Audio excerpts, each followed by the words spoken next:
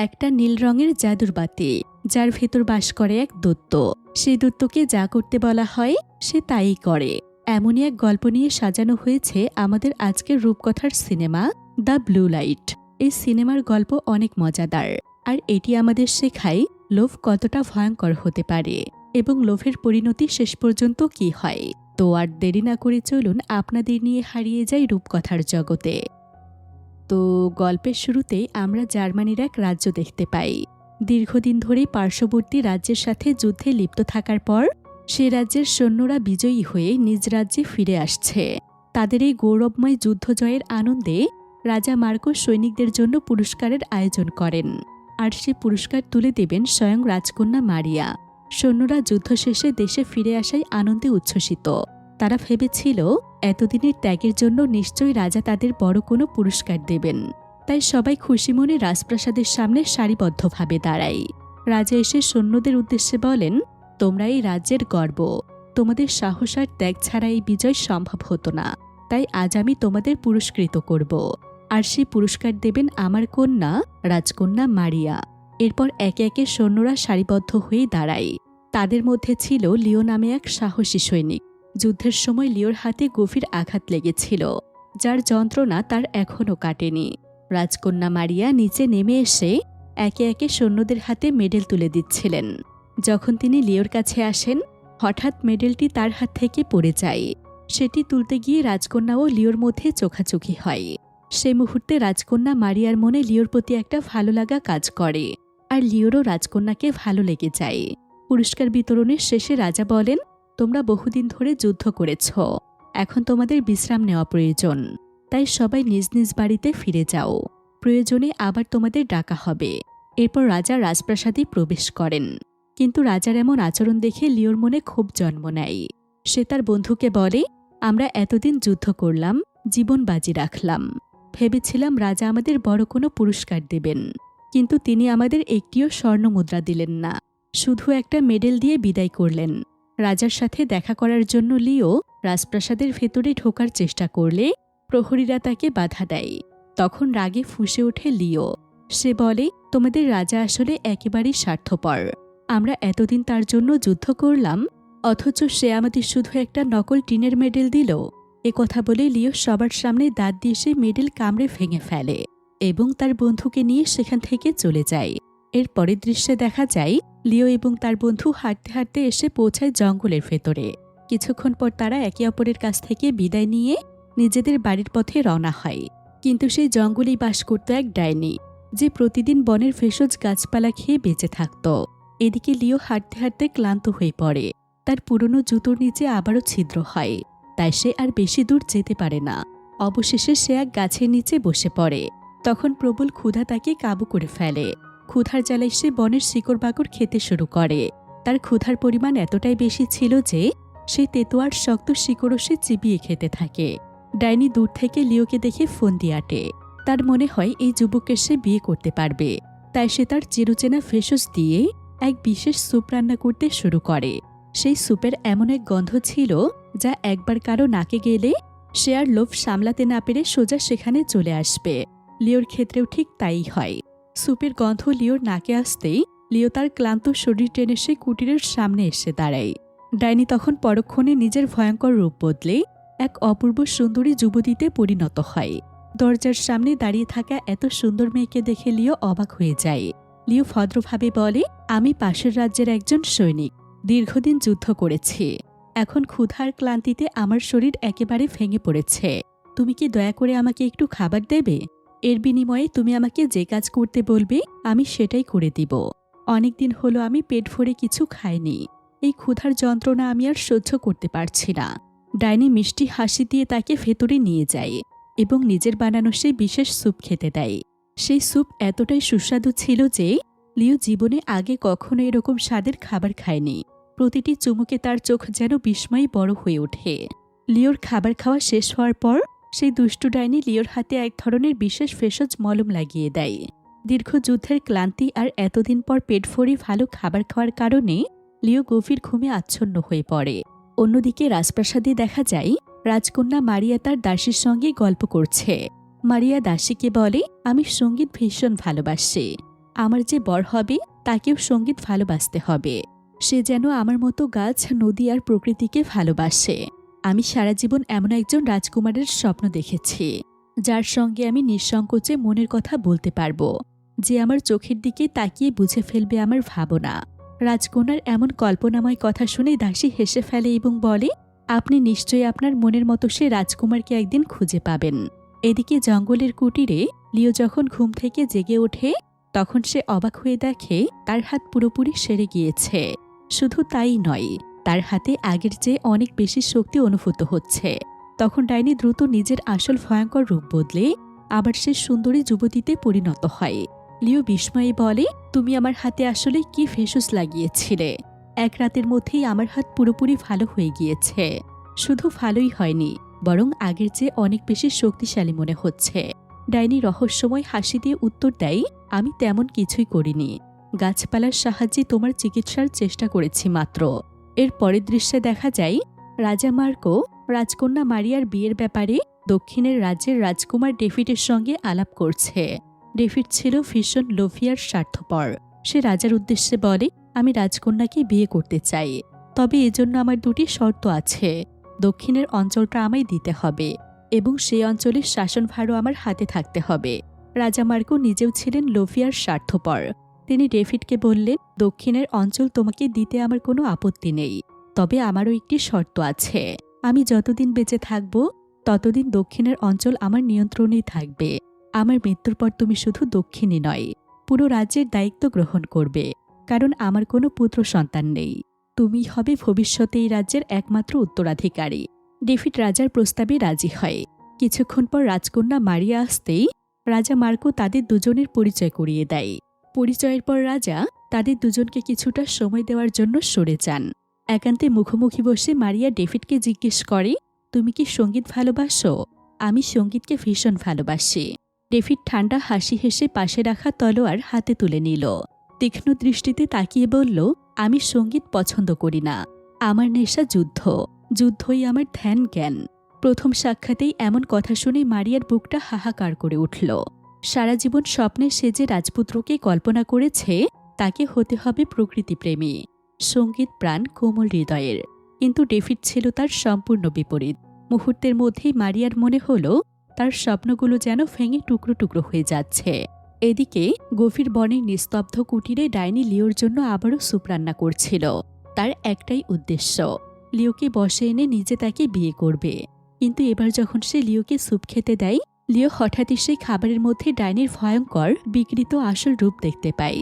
ভয়ে কাঁপতে কাঁপতে লিও খাবার ছুঁড়ে ফেলে সে আর এক মুহূর্ত দেরি না করে কুটির থেকে বেরিয়ে আসে। কিন্তু ডাইনি তার সামনে আবির্ভূত হয়ে পথরোধ করে দাঁড়ায়। সে হিংস্র কণ্ঠে বলে, তুমি যদি এখান থেকে পালাতে চাও, তাহলে তোমাকে আমার একটা কাজ করে দিতে হবে। সামনে যে কুয়োটা দেখছো, তার গভীরে আছে এক বিশেষ নীল রঙের বাতি। যদি তুমি সেটা তুলে এনে আমাকে দাও, তাহলেই আমি তোমাকে যেতে দিব, নইলে তুমি এখান থেকে কখনোই পালাতে পারবে না। লিও শর্ত মেনে নিল এবং কুয়োর ধারে রাখা দড়ি ধরে নামতে শুরু করল। উপরে দাঁড়িয়ে ডাইনি তাকে নামতে সাহায্য করছিল। নিচে নেমে সে সত্যি সেই রহস্যময় নীল বাতিটি খুঁজে পেল। তার বুক ধরফর করতে করতে বাতিটি আঁকড়ে ধরে রশি বেয়ে উপরে উঠতে লাগল। ডাইনি তখন হাত বাড়িয়ে বলল, বাতি দাও, এখনই দাও। লিও শক্ত কণ্ঠে বলল, আমাকে আগে উপরে তোলো, তারপর তুমি বাতি পাবে, এর আগে নয়। ডাইনি বারবার অনুরোধ করলেও লিও একই জবাব দিতে থাকে। ডাইনির চোখে তখন ক্রোধের আগুন জ্বলে ওঠে। অবশেষে সে হিংস্র চিৎকার করে দড়িটি ফেলে দেয় আর বলে, যখন আমার কথা মানছ না, তখন সারা জীবনে কুয়োর মধ্যে পচে মরো, তোমাকে আর কেউ কোনোদিন বাঁচাতে আসবে না। এ কথা বলে ডাইনি অট্টহাসি হেসে সেখান থেকে অদৃশ্য হয়ে যায়। এরপর লিও কুয়োর মধ্যে মন খারাপ করে বসে থাকে। সে কি করবে কিছুই বুঝতে পারছিল না। এমন সময় সে পকেট থেকে একটি সিগারেট বের করে সেই ল্যাম্প থেকে আগুন নিয়ে খেতে শুরু করে। তখন সেই ল্যাম্পের ভেতর থেকে একটি দৈত্য বের হয়। দৈত্যটিকে দেখে লিও কিছুটা ভয় পায়।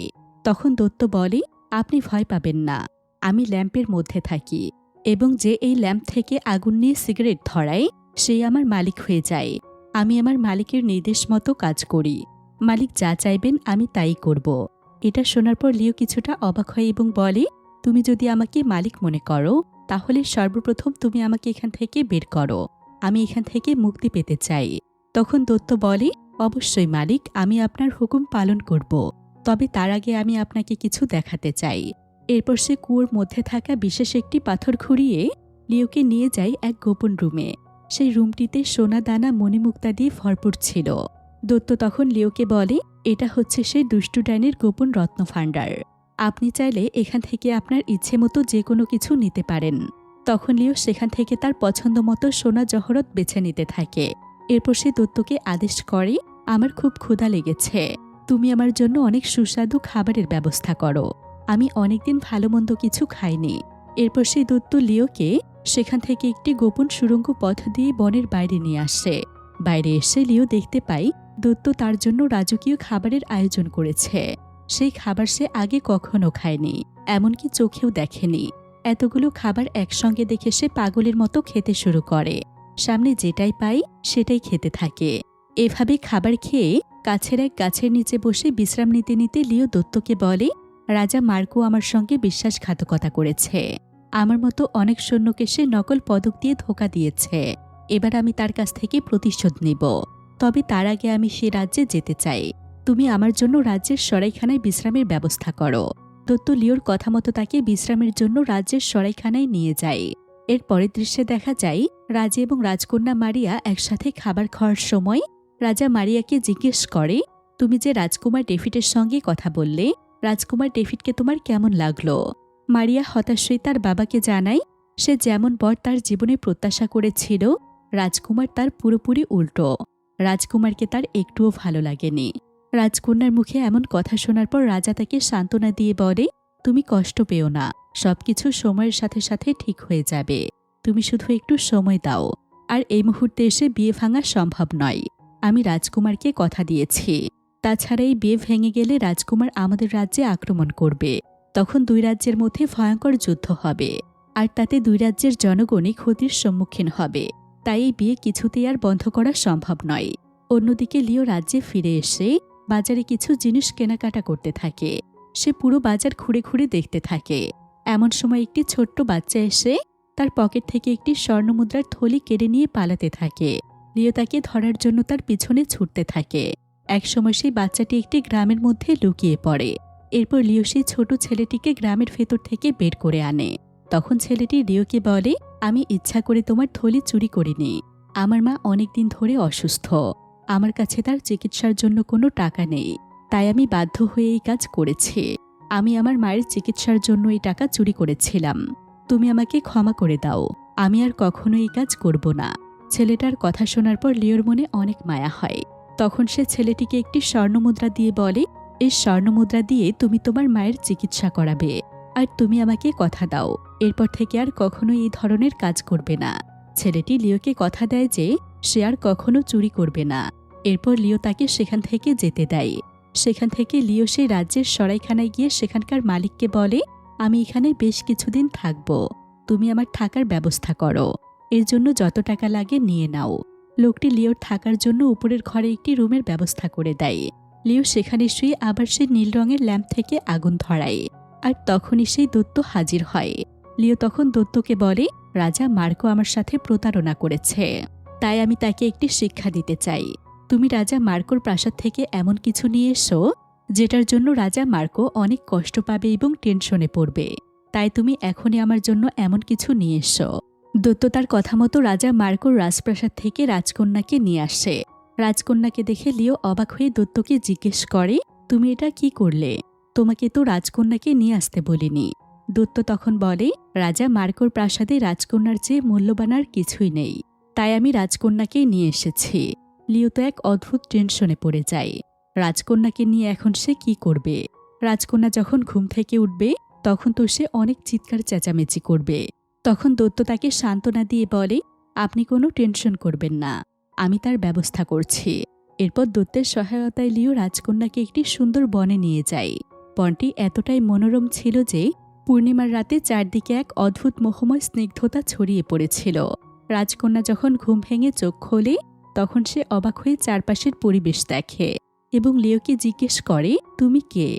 আমি তো তোমাকে আগে কখনো দেখিনি, আর আমি এখানে কিভাবে এলাম? লিও তখন শান্তভাবে উত্তর দেয়, আমি তোমাকে এখানে নিয়ে এসেছি, তুমি কোনো চিন্তা করো না। আমি তোমার কোনো ক্ষতি করব না। এমন মনোমুগ্ধকর জায়গা দেখে রাজকন্যা আর কোনো প্রশ্ন করে না। প্রকৃতির অপরূপ সৌন্দর্যে সে মোহিত হয়ে চারদিকে তাকাতে থাকে। চারদিকে অসংখ্য জোনাকি পোকা ঘুরে বেড়াচ্ছিল, যা চারপাশে এক মোহনীয় আবেশ তৈরি করেছিল। এরপর রাজকন্যা বিলের মধ্যে ভাসতে থাকা একটি নৌকা দেখতে পাই। রাজকন্যা কৌতূহলী মন নিয়ে নৌকায় উঠে পড়ে। লিও তার সঙ্গে যোগ দেয়, আর তারা দুজন সেই নৌকায় করে বিলের ভেতর ঘুরে বেড়াতে থাকে। রাজকন্যা জীবনে প্রথমবারের মতো এত আনন্দ অনুভব করে। সে যেন বিশ্বাসই করতে পারছিল না সে কি স্বপ্নে আছে নাকি বাস্তবে। জল ছুঁয়ে পা ভিজাতে ভিজাতে সে লিওকে বলে, তুমি আমাকে কথা দাও, কালকেও আবার আমাকে এখানে নিয়ে আসবে। আমি তোমার সঙ্গে এমন সুন্দর সময়গুলো কাটাতে চাই। ঠিক তখনই রাজকন্যা সেখানে দৈত্যটিকে দেখে। কৌতূহলী হয়ে সে তার সম্পর্কে জানতে চাইলে লিও জানাই, সে হচ্ছে আমার দাস।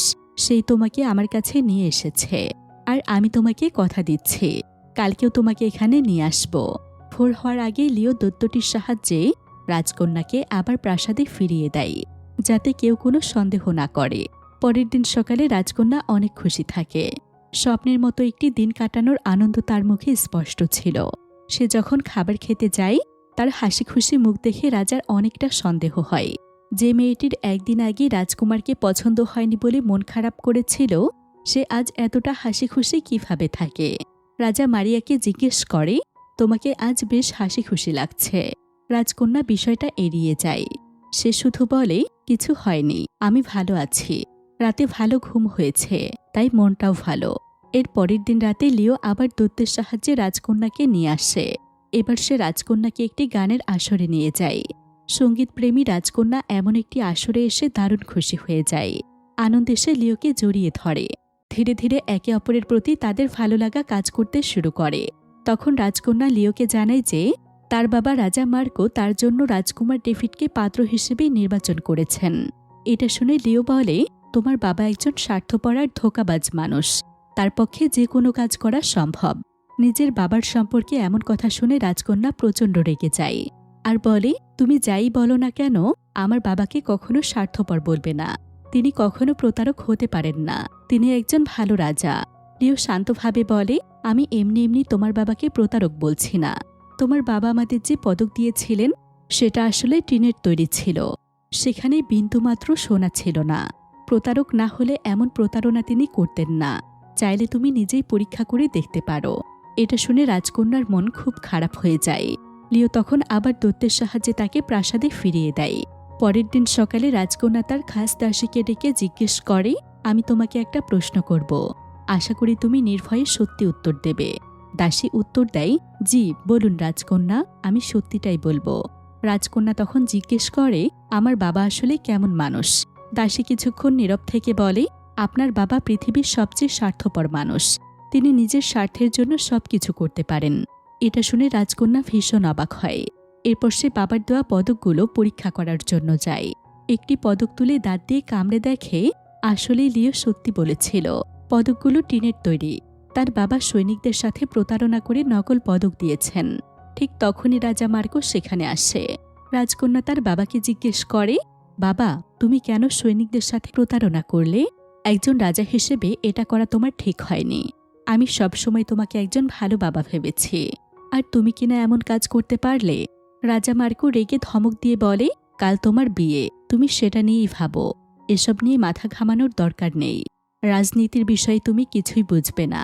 তুমি রাজনীতি থেকে দূরে থাকলেই ভালো।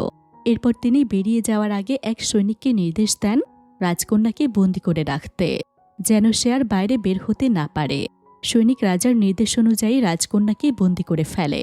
কিন্তু সেদিন রাতেই দৈত্য আবার এসে রাজকন্যাকে লিওর কাছে নিয়ে যায়। রাজকন্যা লিওকে জড়িয়ে ধরে বলে, তুমি আমাকে সত্যি কথাই বলেছিলে। আমার বাবা সত্যি ধোঁকাবাজ। সে আমাদের সবার সাথে প্রতারণা করেছে, আর আমি এই বিয়ে কিছুতেই করতে চাই না। তুমি আমাকে যেখানে নিয়ে যাবে আমি তোমার সাথে সেখানেই যাব। আমি আর কোনোদিন সেই রাজপ্রাসাদে ফিরতে চাই না। অন্যদিকে রাজা যখন রাজকন্যার রুমে প্রবেশ করে, সে দেখে রুমটি ফাঁকা। রাজকন্যার পরিবর্তে শুধু তার দাসী সেখানে ঘুমিয়ে আছে। রাজা অবাক হয়ে দাসীকে জাগিয়ে জিজ্ঞেস করে রাজকন্যা কোথায়, এবং কিভাবে তার সাহস হলো রাজকন্যাকে দেখে না রেখে ঘুমিয়ে থাকা। দাসী ভয় পেয়ে কোনো উত্তর দিতে পারে না। রাজা রেগে ভয় দেখাতে থাকে এবং বলে, যদি তুমি রাজকন্যাকে খুঁজে না পাও তাহলে তোমার জীবন আর থাকবে না। ভয় আরও তীব্র করতে সে দাসীর বাবা মাকেও ধরে আনে এবং হুঁশিয়ারি দেয়, যদি সকালের মধ্যে রাজকন্যাকে ফিরিয়ে না আনো তাহলে তাদেরকে ফাঁসিতে ঝুলিয়ে মারা হবে। রাজকন্যা এবং লিও এই বিপদের খবর শুনে বুঝতে পারে যে তাদের জীবন বিপন্ন। তারা সিদ্ধান্ত নেয় রাজ্য থেকে পালিয়ে দূরে কোথাও নিরাপদে চলে যাবে, যেন কেউ তাদের খুঁজে না পায়। কিন্তু দাসী ভয় এবং পরিবারের প্রতি দায়িত্ববোধের কারণে রাজকন্যা ও লিওর অবস্থান জানিয়ে দেয়। সৈন্যরা তাদের খুঁজে পায় এবং ধরে আনে। লিওকে কারাগারে পাঠানো হয় এবং রাজকন্যাকে বন্দি করে রাখা হয়। রাজকন্যা তখন এক ফন্দি এঁটে ঘরের মধ্যে চিৎকার শুরু করে। সে চিৎকার করে যেন কেউ তাকে বাঁচাতে আসে। যখন একজন সৈন্য তার দিকে এগোতে চায়, রাজকন্যা দ্রুত তাকে আঘাত করে এবং সৈন্যের পোশাক পরে পালিয়ে যায়। কেউ তার প্রতি সন্দেহ করে না। পালিয়ে এসে রাজকন্যা লিওকে বাঁচাতে জেলখানায় যায়। লিও তাকে বলে, যদি আমাকে বাঁচাতে চাও তাহলে আগে সেই নীল রঙের বাতিটি সরেখানা থেকে আনতে হবে। বাতি ছাড়া তারা কেউ বাঁচতে পারবে না। রাজকন্যা সাহস নিয়ে লিওর কথা মতো সেই বাতি আনতে বের হয়। এই সময় লিওকে ফাঁসি দেওয়ার জন্য সব প্রস্তুতি নেওয়া হয়। এক সৈন্য রাজাকে জানায় রাজকন্যা তার রুম থেকে পালিয়ে গিয়েছে। রাজা রেগে যায় এবং সৈন্যদের নির্দেশ দেয় তাকে ধরে আনার জন্য। রাজকন্যা বাতি আনতে গিয়ে সৈন্যদের হাতে ধরা পড়ে। সে সময় একটি ছোট ছেলে আসে, যাকে লিও আগে সাহায্য করেছিল। রাজকন্যা ছেলেটিকে ইশারা করে বাতিটি আনতে বলে। ছেলেটি সাহসী হয় বাতিটি নিয়ে আসে। যেখানে লিওকে ফাঁসি দেওয়া হচ্ছিল সেখানে ছেলেটি ঢুকে পড়ে। রাজকন্যা অজ্ঞান হওয়ার নাটক করে নিচে পড়ে যায়। তার অজ্ঞান হয়ে যাওয়ায় সৈন্যরা বিভ্রান্ত হয়। রাজকন্যা জ্ঞান ফিরে পায় এবং রাজাকে বলে, যেহেতু লিওকে ফাঁসি দেওয়া হচ্ছে তাদের উচিত তার শেষ ইচ্ছে পূরণ করা। রাজা এতে রাজি হয়। লিও জানে যে সে সিগারেট খেতে চায়। ছেলেটি নীল রঙের বাতি নিয়ে লিওকে দেয়। লিও সিগারেট ধরালে দৈত্য আবার হাজির হয়। সবাই এতে অবাক হয়ে যায়। দৈত্য লিওকে বলে, আমি আপনার হুকুম পালন করব মালিক। লিও আদেশ দেয়, সবাইকে মারো এবং আমাকে মুক্ত করো। দৈত্য একে একে সবাইকে মারতে থাকে। রাজকুমার ডেভিড তার তলোয়ার বের করলে উল্টো তলোয়ার তার দিকে চলে আসে। ডেভিড ভয়ে পালিয়ে যায়। রাজা সিংহাসনের পিছনে লুকিয়ে পড়ে। লিও দৈত্যকে নির্দেশ দেয় রাজাকে সেই ডাইনির কাছে পাঠাতে, যাতে সে শাস্তি ভোগ করে। শেষে রাজকুমারী মারিয়ার সঙ্গে লিওর বিয়ে হয়। সবকিছু যেন তাদের জীবনে আনন্দের প্রতীক হয়ে ওঠে। আর এভাবেই এই চমৎকার অ্যাডভেঞ্চার ও ফ্যান্টাসি মুভির গল্পটির সমাপ্তি ঘটে। সবাই ভালো থাকবেন, সুস্থ থাকবেন। আসসালামু আলাইকুম।